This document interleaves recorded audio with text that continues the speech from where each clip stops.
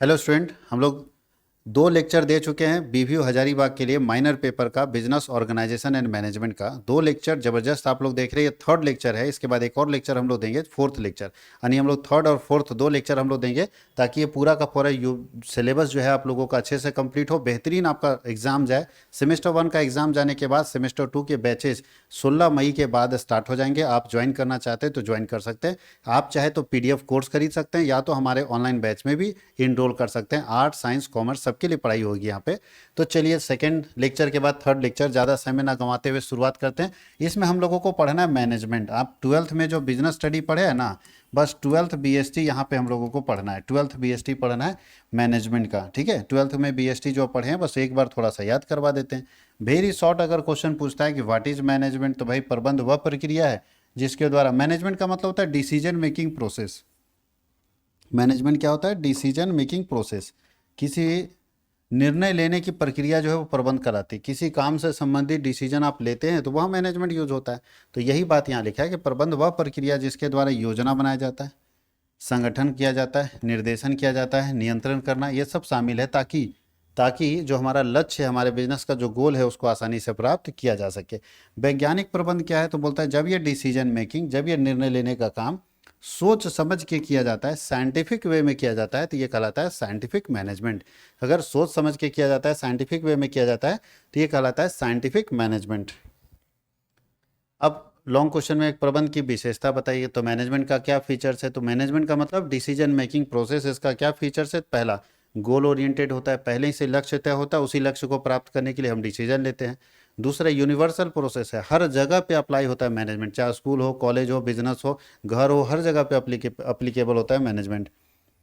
Continuous process है, management आपको लगातार करते रहना पड़ेगा, ये रुकने वाला प्रोसेस नहीं। एक बार मैनेजमेंट किए, गोल प्राप्त हो गया, लक्ष्य हमारा प्राप्त हो गया, फिर मैनेजमेंट करेंगे, यानी लक्ष्य प्राप्त होते जाएगा, आपको आगे मैनेजमेंट करते जाना है। It is a group activity, management एक अकेला आदमी नहीं कर सकता, ये ग्रुप होगा लोगों का। ये डायनेमिक फंक्शन है, समय समय पर आपको मैनेजमेंट में चेंजेस करने पड़ेंगे, बदलाव करने पड़ेंगे। मल्टी डायमेंशनल प्रोसेस है। अगर आप सही से डिसीजन मेकिंग करते हैं और अपने यहाँ मैनेजमेंट अप्लाई करते हैं तो उसका बहुत सारा फायदा आपको मिलेगा, बहुत सारे डायमेंशन में उसको फायदा मिलेगा। इनटेंजिबल फोर्स है, मैनेजमेंट दिखाई नहीं देता आपको, दिखता नहीं, इनटेंजिबल फोर्स है। ये तो भाई अंदर क्षमता है ना, ये देखा नहीं जा सकता। मैनेजमेंट में कोऑर्डिनेशन होता है, यहाँ पे डैश होना चाहिए, कोऑर्डिनेशन, समन्वय। समन्वय का मतलब जितने लोग हैं सब मिलकर काम करेंगे मैनेजमेंट में। मैनेजमेंट में कोऑर्डिनेशन होता है, सारे लोग मिलकर काम करेंगे। उसके बाद है मैनेजमेंट एक सोशल प्रोसेस है, सामाजिक प्रक्रिया है, जो समाज को जोड़कर काम करते हैं, यानी जो भी काम करते हैं वो सोसाइटी को जोड़ कर। मैनेजमेंट मतलब अभी लास्ट में आया जो हम सबसे पहले बोल रहे थे कि मैनेजमेंट का मतलब होता है डिसीजन मेकिंग प्रोसेस। मैनेजमेंट क्या होता है? डिसीजन मेकिंग फंक्शन होता है। अच्छा, पूछ रहा हूँ what are the level of management. Management के 3 लेवल होते हैं, top level, middle level, lower level. देखो, टॉप लेवल मैनेजमेंट जहाँ पे सब रहता है, director, managing director, CEO, CFO बैठता है टॉप लेवल में। जहाँ कौन कौन बैठता है देख लीजिए। मैनेजमेंट के टॉप लेवल में बैठता है board of director, CEO, managing director, ये सब बैठता है उसमें। अच्छा, जो टॉप लेवल में बैठता है उसका काम क्या होगा? तो पॉलिसी बनाएगा, कंपनी से संबंधित उद्देश्य तय करेगा और स्ट्रैटेजी बनाएगा।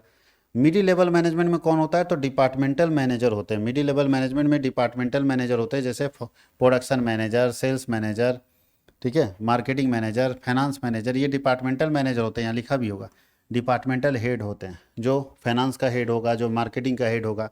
इनका काम क्या है? इनका काम है टॉप लेवल जो नीति बनाएगा उसको लागू करना, कर्मचारियों की निगरानी करना और योजनाएं बनाना। लोअर लेवल मैनेजमेंट में कौन कौन लोग आते हैं? तो लोअर लेवल मैनेजमेंट में सुपरवाइजर आता है, फोरमैन आता है, टीम लीडर आता है, ये सब लोअर लेवल मैनेजमेंट का काम है। इसका काम है डे टू डे के सुपरविजन, दैनिक कार्यों का सुपरविजन करना, असाइन करना काम को, मेंटेन करना डिसिप्लिन को, ये सब इनका काम है। यही लेवल ऑफ मैनेजमेंट जो आपको सामने दिख रहा है, टॉप लेवल, मिडिल लेवल और लोअर लेवल। आप पढ़े होंगे सब, ट्वेल्थ बीएसटी का है। अगला क्वेश्चन है what are the management skill. Management skill क्या है? तो भाई मैनेजमेंट करने के लिए कुछ स्किल आपके पास होने चाहिए, कुछ हुनर होने चाहिए, जिसके अंदर सबसे पहला स्किल होता है टेक्निकल स्किल। आपको टेक्नोलॉजी का ज्ञान होना चाहिए, तभी मैनेज कर पाओगे चीज़ों को। अगर आप चाहते हैं कि हम बहुत अच्छे तरीके से बिजनेस को मैनेज करें तो सबसे पहले आपको टेक्नोलॉजी का पूरा ज्ञान होना चाहिए, तब ना टेक्नोलॉजी यूज करेंगे। जैसे ऑपरेटिंग मशीनरी क्या होता है, कंप्यूटर स्किल होना चाहिए, अकाउंटिंग का नॉलेज होना चाहिए, कुछ सॉफ्टवेयर का नॉलेज होना चाहिए ताकि आप उसे मैनेज कर सके। दूसरा, ह्यूमन स्किल होना चाहिए, लोगों को प्रेरित करने की क्षमता आपके अंदर होना चाहिए कि एक बार हम किसी से बात करेंगे तो उसको मोटिवेट करेंगे, उसको अपने तरफ खींच लेंगे, हम अपना दीवाना बना लेंगे ताकि उससे हम काम करा सके। नहीं बोलता है कि लोगों से मिलजुल कर रहने वाला जो कला है ना वो होना चाहिए आपके पास, उसको बोलते हैं सेकेंड ह्यूमन स्किल, जिसमें बोलता है लीडरशिप होना चाहिए, कम्युनिकेशन बहुत अच्छा होना चाहिए, टीम वर्क होना चाहिए। उसके बाद कंसेप्चुअल स्किल, थोड़ा वैचारिक कौशल होना चाहिए, विचार खुला विचार का होना चाहिए ताकि सामने वाले को बोल के कन्विंस कर सके, जैसे प्लानिंग स्ट्रेटजी, पॉलिसी मेकिंग। उसके बाद डिसीजन मेकिंग स्किल होना चाहिए, निर्णय लेने की क्षमता होनी चाहिए। उसके बाद कम्युनिकेशन स्किल, लोगों से कैसे बात करना, एकदम क्लियरली बात करने वाला सिस्टम होना चाहिए। लीडरशिप स्किल होना चाहिए, नेतृत्व क्षमता, जहाँ पे आप अपने जूनियर्स को लीड कर सके ऐसी क्षमता होनी चाहिए। ये सारा क्वालिटी होना चाहिए। नीचे लिखा है फ्योल के 14 सिद्धांत बताइए। आपको मालूम है कि हेनरी फ्योल मैनेजमेंट के 14 सिद्धांत दिए थे। Henry Fayol father of principle of management है, जिन्होंने 14 सिद्धांत दिए थे। मैनेजमेंट के 14 सिद्धांत हेनरी फ्योल द्वारा दिए गए थे और वो 14 सिद्धांत यहाँ पे है। फर्स्ट सिद्धांत है डिवीजन ऑफ वर्क, कार्य का बंटवारा। ये कहता है कि सही व्यक्ति को सही काम बांटिए। जब काम बांट दीजिएगा उस काम को पूरा करने के लिए अथॉरिटी और रिस्पॉन्सिबिलिटी, अधिकार और दायित्व दीजिए। फिर तीसरा डिसिप्लिन बना के रखिए संस्थान में। चौथा है यूनिटी ऑफ कमांड, आदेश एक व्यक्ति की तरफ से होना चाहिए। यूनिटी ऑफ डायरेक्शन, निर्देश एक व्यक्ति की तरफ से होना चाहिए। सबऑर्डिनेशन ऑफ इंडिविजुअल इंटरेस्ट, बोलता है कि अपना खुद का इंटरेस्ट छोड़ देना चाहिए सबके लिए।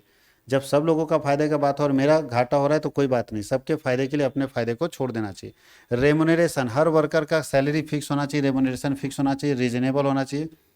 सेंट्रलाइजेशन और डिसेंट्रलाइजेशन, सेंट्रलाइजेशन का मतलब होता है जब निर्णय लेने की शक्ति किसी एक व्यक्ति के पास होती है तो वैसी प्रक्रिया को बोलते हैं केंद्रीकरण।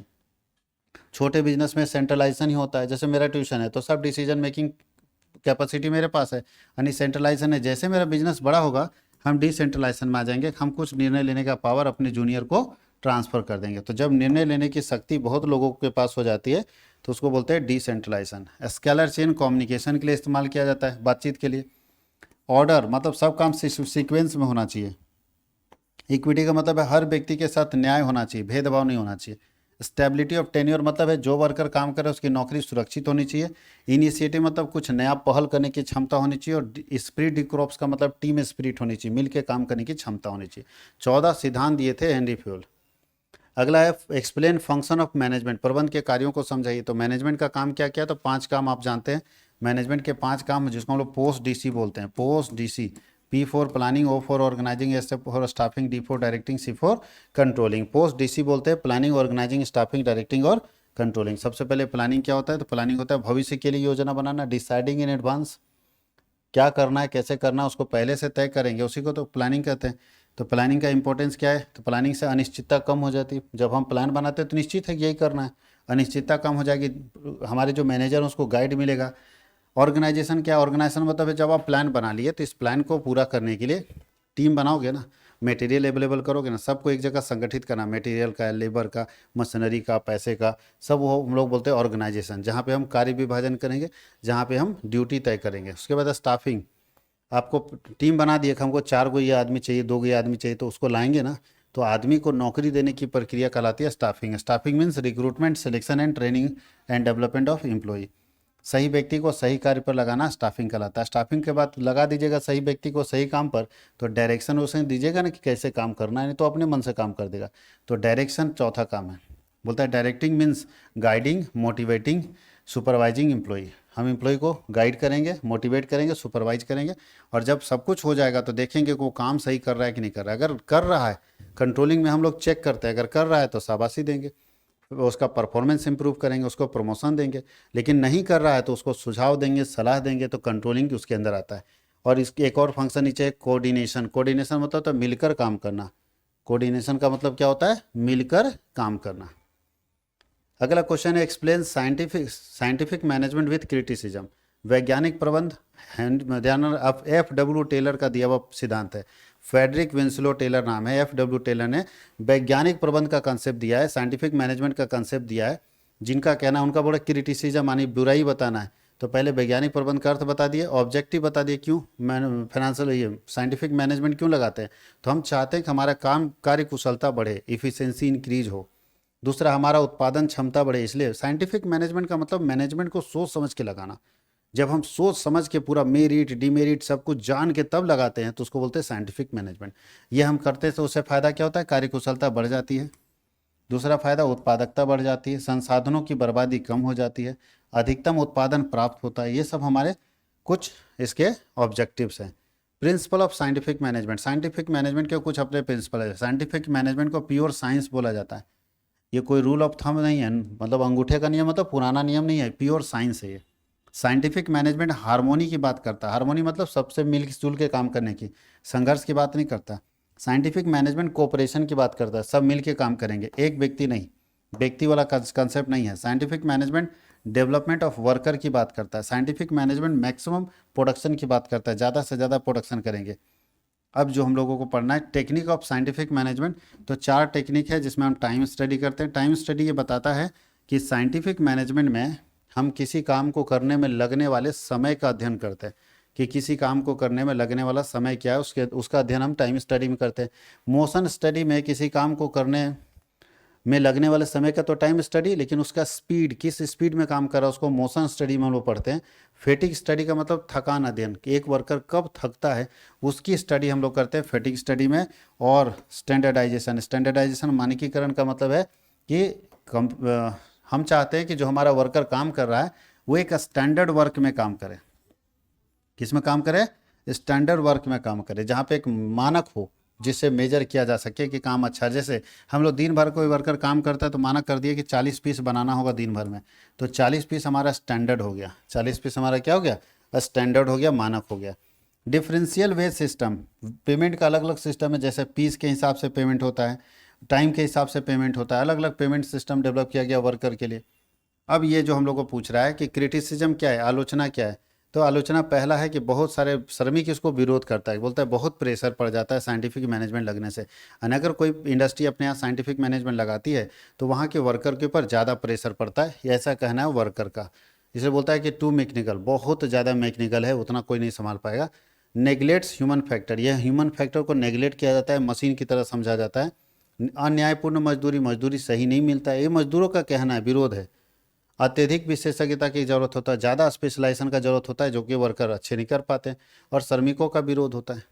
और लास्ट है सभी परिस्थितियों के लिए सही नहीं है ये। बताइए, जब मेरा बिजनेस लॉस में चला जाएगा तो साइंटिफिक मैनेजमेंट काम ही नहीं करेगा, साइंटिफिक मैनेजमेंट काम करना बंद कर देगा। तो ये हम लोग कर दिए यूनिट 3 कंप्लीट। यूनिट 4 में हम लोग को पढ़ना है प्लानिंग एंड ऑर्गेनाइजिंग। आप सब पढ़े हुए, क्लास 12th BST का है। थोड़ा थोड़ा हमको हिंट करना। और बहुत बच्चे बोलते हैं ना कि सर लॉन्ग क्वेश्चन नहीं बता रहे। भाई उतना लंबा बताएंगे तो ना आप पढ़ पाओगे ना आपके पास समय है, एक दिन में बहुत बड़ा झंडा नहीं गाड़ दोगे। तो हम आपको सिर्फ पॉइंट बता दे रहे, पॉइंट आप देखोगे, पॉइंट याद रहेगा ना तो अपने मन से भी क्वेश्चन बना के लिख लोगे। और आप लोगों का एग्जाम अगर मेरे कारण अच्छा जा रहा है तो सुन के अभी कमेंट में सेकंड लेक्चर में देख रहे थे, कमेंट कर रहे थे बच्चे, अच्छा लगा कि चलो मेरे कारण अच्छा जा रहा है, बढ़िया जा रहा है और बढ़िया जाना चाहिए। क्योंकि हम लोग 3 यूनिवर्सिटी में तबाही मचाएंगे, रांची, BBMK धनबाद और BVU। अभी हम लोग सिद्धू कानू मुर्मू यूनिवर्सिटी, SKMU दुमका में भी एंट्री करने जा रहे हैं। ये 4 यूनिवर्सिटी में हम लोग एंट्री करेंगे। और चारों यूनिवर्सिटी में से एक नाम वो होना चाहिए, वो है CWH ऑनलाइन एकेडमी, जिसका यूट्यूब चैनल है CWH यूनिवर्सिटी। तो फिर मिलते हैं अगले लेक्चर में। बहुत बहुत धन्यवाद।